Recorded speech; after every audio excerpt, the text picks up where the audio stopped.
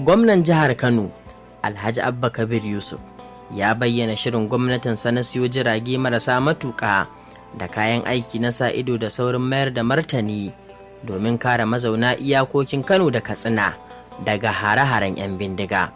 Hakan na kunshe ne cikin wata sanarwa da mai magana da yawun gwamnan Kano Sunusi Bature Dawakin Tofa ya aiko wa jaridar Kataura. Wannan ya zo ne yayin da gwamnan ke duba shirin Joint Task Force wajen tunkarar hare-haren kwanan nan a Shanonu da karamar hukumar Tsanyawa, inda aka sace mutane kimanin 5 a Tsanyawa da mutum 10 a Shanonu, ciki har da wata mace guda 1 da ta rasa rayuwarta. Gwamnan ya roƙi mazauna yankunan da su ba da bayanai masu amfani kan motsin 'yan bindiga, sannan ya umarci Joint Task Force da su iyakar ƙoƙarin su wajen kubatar da waɗanda aka sace. Daga ƙarshe gwamnan ya tabbatar da dakarun da iyalan waɗanda abin ya shafa cewa gwamnatin na iyakar ƙoƙarinta wajen mayar da waɗanda aka sace ga iyalansa cikin ƙanƙanin lokaci.